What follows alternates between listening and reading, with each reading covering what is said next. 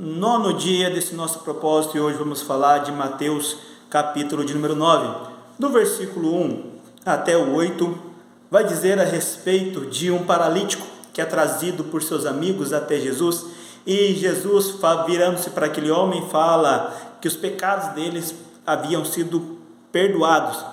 Aqueles fariseus que estavam ali falavam: mas quem que é esse que tem poder para perdoar os pecados? Duvidando do poder de Jesus. Então Jesus fala: o que é mais fácil? Dizer para esse homem que os teus pecados estão perdoados, ou toma a tua cama e anda? Então Jesus disse: para vocês saberem que o Filho do Homem tem poder e autoridade sobre a terra, disse ao homem: levanta-te, toma a tua cama e anda. E aquele paralítico foi curado e saiu dali glorificando a Deus.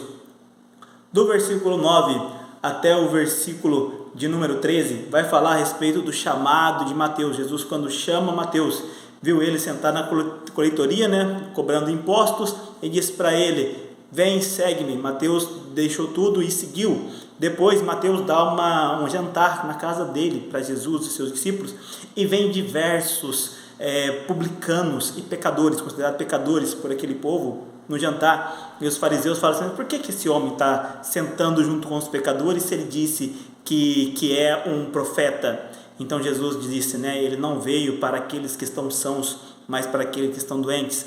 Não veio para aqueles que são justos, mas para aqueles que têm pecados, que são pecadores. Da mesma maneira hoje, aqueles que precisam de Jesus não é aqueles que se consideram bons, que consideram que estão tudo certo, tudo correto. São aqueles que necessitam. Uma verdade os cristãos não é que eles são melhores que ninguém. Eles são os únicos que reconhecem que a sua fragilidade é tão grande que precisa de um Salvador, que é Jesus. Por isso que nós vamos até Ele.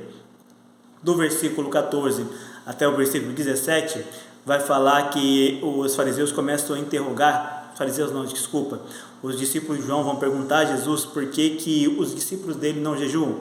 Então Jesus fala: é porque enquanto o noivo está com eles, não convém que eles jejuem, mas virá o tempo que o noivo lhes será tirado, então eles vão jejuar, falando de quando Jesus ia ser morto, e depois da ressurreição ia com o Pai, então sim, eles iriam jejuar. A partir do versículo 18, vai falar a respeito do poder de Jesus sobre a doença e a morte. Isso vai ser do versículo 18 até o 26.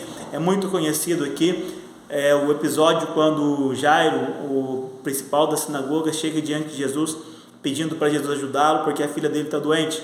E quando Jesus está indo em direção à casa de Jairo, uma mulher que tinha 12 anos, que sofria de um fluxo de sangue, toca na veste de Jesus, porque acreditava que simplesmente por tocar nele, ela seria curada, e assim ela é curada. E então depois Jesus vai até a casa de Jairo, já tem diversas pessoas lá, chorando, lamentando a morte da menina. Jesus chega dizendo que não era para eles chorarem, porque a menina apenas dormia, e eles riram de Jesus. Então Jesus tira aquele povo e ressuscita a menina e devolve-a viva para o seu pai. Um ponto bem interessante aqui, que vai falar que a menina tinha aproximadamente 12 anos, e fazia 12 anos também que a mulher padecia daquela enfermidade do fluxo de sangue. Então, o dia que começou a alegria do nascimento na casa de um, foi o dia que começou a tristeza na casa da outra, mas no mesmo dia elas alcançaram o milagre e receberam a bênção de Jesus. Glória a Deus por isso. Do versículo 27 até o 34, vai falar a respeito da cura de 2 cegos que vão até Jesus e clamando para que Jesus tivesse misericórdia. Jesus perguntou para eles: vocês creem? Ele falou: creemos.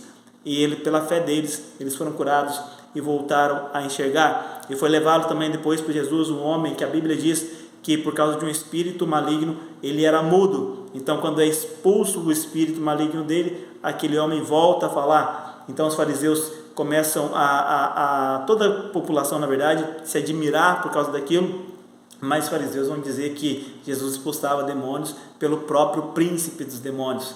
Então não adianta, para quem não quer crer, não importa o que Jesus faça, vai continuar não crendo, não acreditando, como era os casos desses fariseus.